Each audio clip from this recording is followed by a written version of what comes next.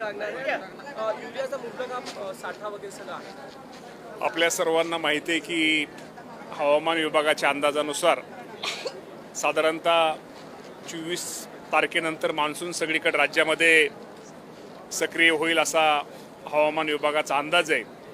आणि तरीसुद्धा मी या राज्यातील माझ्या शेतकरी बांधवांना एवढं सांगतो की आपल्या शेतातील ओल तपासून निश्चित प्रकारे आपण सर्वांनी पेरणी करावी.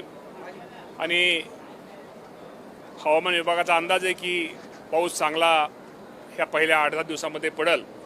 पण तरीसुद्धा आपण शेतकऱ्यांनी पेरणीच्या बाबतीमध्ये सर्वांनी काळजी निश्चित प्रकारे घ्यावी.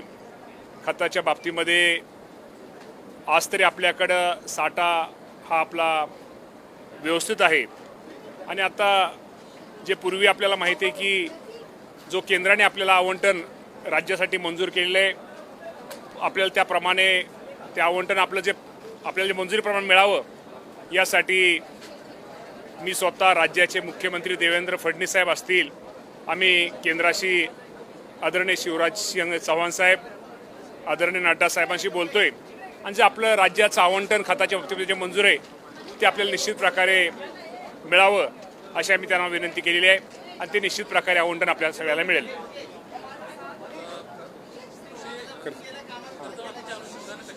कर्जमाफीच्या बाबतीमध्ये मी आपल्याला एवढंच सांगतो की माननीय मुख्यमंत्री देवेंद्र फडणवीस साहेब, एकनाथ शिंदे साहेब, सुनेत्रावणी पवार आणि या सर्वांनी आणि दिवंगत उपमुख्यमंत्री अजितदादा पवार साहेबांचं नाव हे निश्चित प्रकारे घेतलं गेलं पाहिजे. त्यावेळेस कर्जमाफीचा ज्यावेळेस निर्णय झाला त्यावेळेस दादा हे आपल्यामध्ये होते आणि हा निर्णय घेतलेला आहे, देवेंद्र फडणवीस साहेबांनी घेतलेला आहे. आणि 30 जून ही तारीख आपल्याला दिलेली आहे. आणि साधारणतः राज्यामध्ये आता प्राथमिक अंदाजानुसार साधारणतः 56 लाख शेतकऱ्यांना ह्या कर्जमाफीचा, ज्या पुण्यश्लोक अहिल्यादेवी होळकरांच्या नावाने जी कर्जमाफी, त्याचा फायदा ह्या राज्यातील माझ्या शेतकऱ्यांना होईल. साधारणतः पैशाचा जर आकडा घेतात साधारणतः 36,000 कोटी आणि 36,585 कोटी एवढी रक्कम ही आपल्या सगळ्यांना लागणार आहे.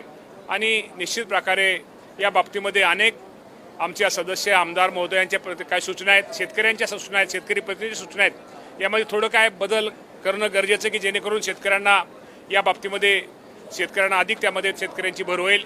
या बाबतीमध्ये राज्याचे मुख्यमंत्री या सर्वांना घेऊन बसतील आणि निश्चित प्रकारे या बाबतीमध्ये निर्णय या राज्याचे मुख्यमंत्री घेतील. परंतु आजच्या हिशोबाने साधारणतः 56 लाख शेतकरी आणि 36,585 कोटी एवढी रक्कम ही माझ्या शेतकऱ्यांना मिळेल.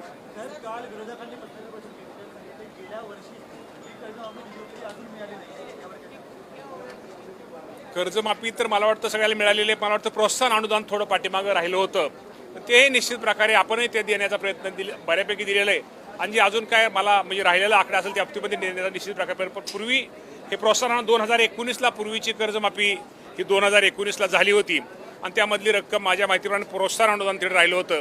ते निश्चित प्रकारे शेतकऱ्याला कोणाची काही अडचण असेल तर ते मिळावं यासाठी आमचा कृषी विभाग निश्चित प्रकारे सहकार्य करेल.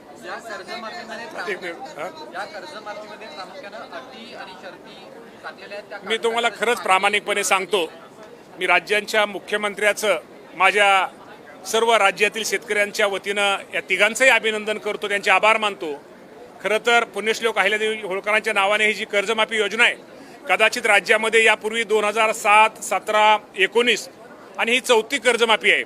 या 4 कर्जमाफीचा जर विचार केला तर शेतकऱ्यांना सर्वात जास्त कर्जमाफीचा लाभ ह्या वर्षीच्या जे देवेंद्र फडणवीस साहेबांनी जी घोषणा केलेली आहे त्यातनं ह्या वर्षी माझ्या शेतकऱ्यांना हा लाभ 56 लाख शेतकऱ्यांना लाभ मिळणार आहे. आणि अजूनही त्यामध्ये काय बदल करणं गरजेचं आहे. त्यामधनं शेतकरी प्रतिनिधी या संघटनेच्या लोकप्रतिनिधी काय सूचना आहेत त्या बाबतीत मुख्यमंत्री स्वतः त्या सर्वांशी बैठक घेऊन त्या बाबतीमध्ये निर्णय घेणार आहे. खरं तर खूप मोठा लाभ शेतकऱ्यांना मिळणार आहे. अजूनही शेतकऱ्यांच्या अपेक्षा पूर्ण झालेल्या नाहीत, शेतकरी समाधानी नाही हे 100% मीही मान्य करतो. शेवटी समाधान सगळ्यांना एखाद्या गोष्टी मिळत नाही, पण त्यातनं जास्तीत जास्त शेतकऱ्यांना याचा लाभ मिळणार आहे. मी ज्या जिल्हा मध्यवर्ती बँकेमध्ये संचालक आहे, पुणे जिल्हा मध्यवर्ती बँकेमध्ये, मी सहज एका जिल्ह्याचा पेक्षा एका जिल्हा मध्यवर्ती बँकेचा मी अंदाज घेतला तर एका जिल्हा मध्यवर्ती बँकेला साधारणतः 2100 कोटी रुपये हे माझ्या शेतकऱ्यांना, त्या 2100 2100 कोटी हे शेतकऱ्यांना कर्जमाफीचा लाभ हे मिळणार आहे. आणि निश्चित प्रकारे आज सोसायटीच्या लेवलला एक जोरात काम हे चालू आहे.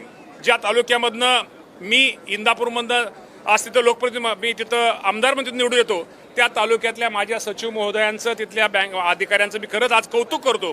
आत्ता तुम्ही माहिती आहे सगळ्या राज्यामध्ये सर्वप्रथम इंदापूरच्या विकास सोसायट्यांनी ही माहिती 2 लाखाच्या आतली जे 2 लाख शेतकरी साधारणतः 18,500 शेतकऱ्यांची माहिती ही त्याची ती केलेली त्याची पूर्ण केली त्याची पूर्ण केले तर निश्चित प्रकारे शेतकऱ्यांना खूप चांगली घोषणा खूप चांगली योजना या अडचणीत आलेल्या शेतकऱ्याला मदत करण्याची भूमिका राज्याचे मुख्यमंत्री दोन्ही उपमुख्यमंत्री घेतली त्याबद्दल शेतकऱ्यांच्या वतीने मी त्यांचे आभार मानतो. बर्डेजी एकंदरीत पाहतोय की सध्या मान्सूनची माहिती तुम्ही दिलेली आहे.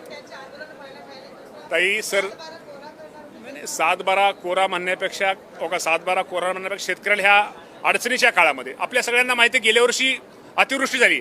हे हवामान बदलामुळं शेतकऱ्यांच्या निश्चित प्रकारे उत्पादनावरती परिणाम होतोय उत्पन्नावर सुद्धा परिणाम होतोय. त्यामुळे शेतकरी अडचणीत आहे आणि अडचणीत आलेल्या शेतकऱ्याला कुठेतरी मदत केली पाहिजे कुठेतरी सहकार्य केलं पाहिजे.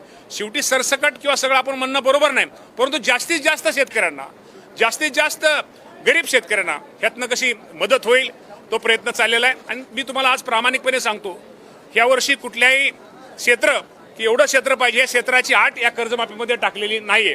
दुसरं 2 लाखाच्या पुढचं जे कर्ज होतं 2 लाखाच्या पुढचं पूर्वी कर्ज होतं जर असलं मागच्या 2019 मध्ये 2,20,000 असलं तर त्याला एकही रुपयाची कर्जमाफीचा लाभ मिळाला नाही. पण ह्या वर्षी जर 2,20,000 असलं जर त्यांनी वरच्या शेतकऱ्यांनी 20,000 भरले तर त्याला 2 लाख रुपये सुद्धा कर्जमाफीचा लाभ हा निश्चित प्रकारे होणार आहे. त्यामुळे मी आपल्या माध्यमातून माझ्या सर्व शेतकरी बांधवांना सांगतो की निश्चित प्रकारे शेवटी समाधान शेतकऱ्यांचं आपलं कुणाचं माझंही होणार नाही तुमचंही होणार नाही परंतु जास्तीत जास्त शेतकऱ्याला मदत देण्याचा निर्णय राज्याचे मुख्यमंत्री दोन्ही उपमुख्यमंत्री यांनी घेतलेला आहे. अजूनही त्यात काय सुधारणा करणं गरजेचं आहे की जेणेकरून शेतकऱ्यांना त्यात जास्त फायदा होईल. यासाठी आमच्या सगळ्यांचा राज्याच्या आमच्या सगळ्यांचा प्रयत्न चालू आहे आणि मुख्यमंत्री या बाबतीमध्ये सकारात्मक आहेत. बर्डेजी ज्या प्रकारे तुम्ही मान्सूनची माहिती दिली आहे मात्र मुख्यमंत्र्यांनी पत्रकार परिषदेमध्ये म्हटले जुलैचा पहिला आठवडा सुद्धा पेरणीसाठी लाभदायक असेल तर शेतकऱ्यांनी सांगितल्याशिवाय पेरणी करू नये. त्यामुळे मी तेच सांगितलं ना ओला खाली जमिनीमधला ओलावा पाहूनच शेतकऱ्यांनी पेरणी करावी विनाकारण त्याला दुबार पेरणीचं त्याला परत ही पाळी येऊ नये. त्यामुळे ती परिस्थिती पाहूनच शेतकऱ्यांनी त्या बाबतीमध्ये ही करावं. मीही आपल्या माध्यमातून निश्चित प्रकारे माझ्या सर्व शेतकरी बांधवांना विनंती करतो. शेवटी आम्ही जरी मंत्री असलो तर आम्ही पण शेतकऱ्यांचीच मुलं आहोत. त्यामुळे शेतकऱ्यांचे प्रश्न शेतकऱ्याच्या अडचणी आणि आम्ही बांधवाले शेतकऱ्यांना आम्ही स्वतः शेतीमध्ये असणारे सगळे शेतकरी या राज्याचे मंत्री म्हणून काम करतोय. त्या बाबतीमध्ये शेतकऱ्यांना एवढं सांगतो की आपण परमेश्वराला आम्ही पण साकडं घालतोय आपणही घालतोय की हवामान विभागाच्या ह्या वर्षी चांगल्यात चांगला पाऊस पडावा आणि मुख्यमंत्र्यांनी ह्यांनी आपल्याला कर्जमाफीचा लाभ तर दिलेलाच आहे. याबरोबरच शेतामध्ये चांगल्या प्रकारचं पाऊस पडल्यानंतर उत्पादन शेतकऱ्याला मिळावं आणि चांगलं उत्पन्न मिळावं हीच खरं तर आम्ही परमेश्वराला साकडं घालतो.